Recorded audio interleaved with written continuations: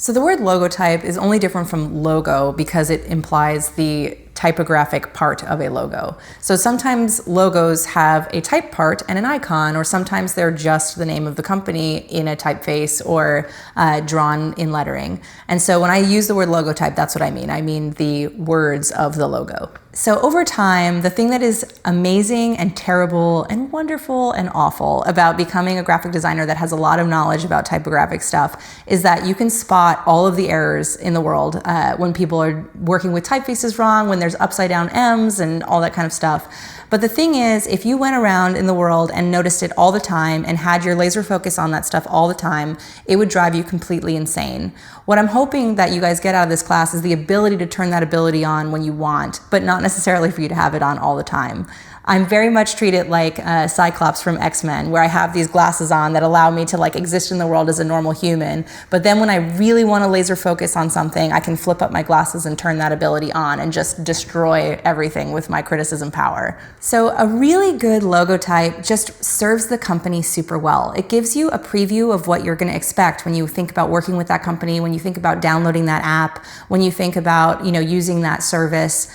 The logo is really sort of like the face of the company that you first encounter, and you can get a lot from that first impression. And that's something that I think is really important, that sort of separates lettering from, just commercial lettering from logotype work, is that you really have to leave your ego at the door when it comes to logotypes. You have to know that the main thing that you're trying to do is communicate. The main thing you're trying to do is make something that is as idiot-proof, future-proof, layout-proof as possible, and really just quietly and perfectly communicates what that client really wants to say. So when you're talking about logotypes, a logotype could really just use an existing typeface or a custom typeface and have it be written out. The main thing is that you want the visual identity of the company to match the personality and the branding and the vision of the company. It's just about creating something that's ownable for the company. That's something that you'll hear a lot from different logo clients, is that they want something that's ownable, something that feels specific to them, something that feels bespoke, something that feels like it has details that are so recognizable that when someone just glances upon the logo momentarily, they'll be able to recognize that it's from that brand.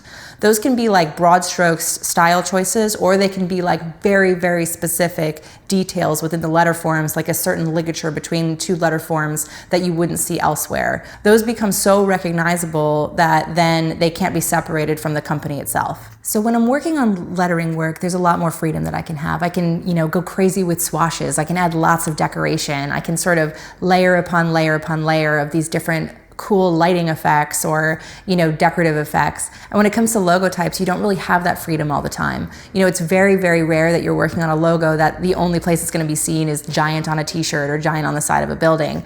So you have to be able to make something that doesn't rely on all the swashes, on all the fancy stuff in order to be beautiful. And I think that's one of the things that I love the most about logotypes, is that it's a celebration of just simple letter forms with maybe a few extra details, rather than it being a celebration of flourishes or it being a celebration of illustration. You really have to love those basic letter forms and get those precisely right in order to make something that's going to be a great logo. Whereas you can really hide terrible type in a lot of decoration when it comes to lettering projects. So for me, making a great logo within these brand refreshes is really just about making a logo that is less painful to work with. I work with a lot of different designers, a lot of in-house designers when it comes to doing these brand refreshes. And what I really listen to are the times that they really just struggle to design around the logo, where they feel limited in the kind of fonts that they can use, where they feel limited in the layouts that they could use.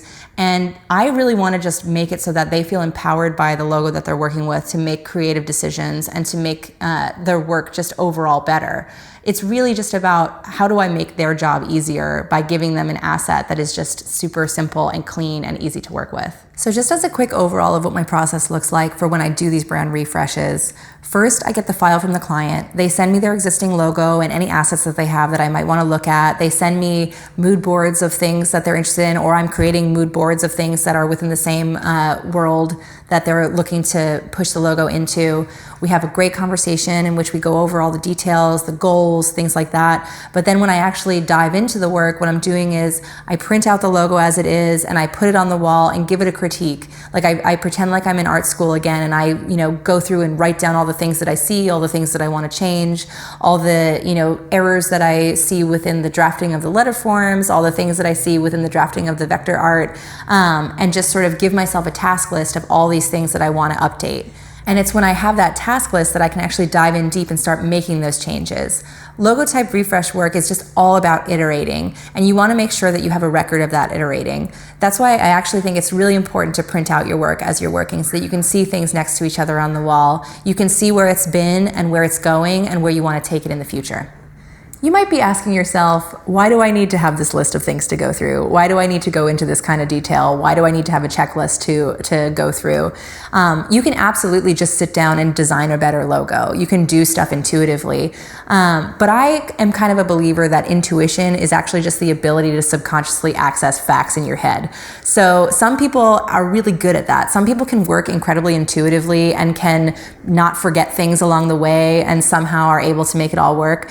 I am definitely stretched a little thin sometimes, and actually having like a list of everything I'm trying to accomplish can make sure that I don't leave anything at the table. It can make sure that something that's so important as a logo, I don't forget anything along the way. And it actually also helps if I'm looking at something and I know that it can be improved upon, but I'm not quite sure how it can be improved upon. I can use this list as a way to move forward and as a way to sort of double check my work when I am not totally happy with it yet, but I don't really know what to do next. So I have two options for call to actions for you.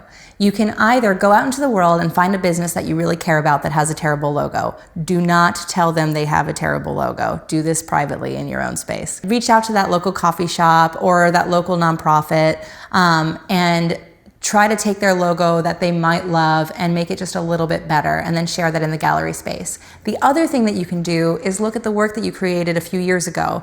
No one is proud of the work that they did 3+ years ago, and take one of those pieces and critique it as if it's someone else's. Critique it with a fresh set of eyes as if you're about to rebrand this work that actually is not yours. And I think that that's actually a great way to move forward, because it's something that you can take these new skills that you have and apply them to your previous work and see just how much you've grown over the course of the last couple of years, and even maybe over the last few hours in this class.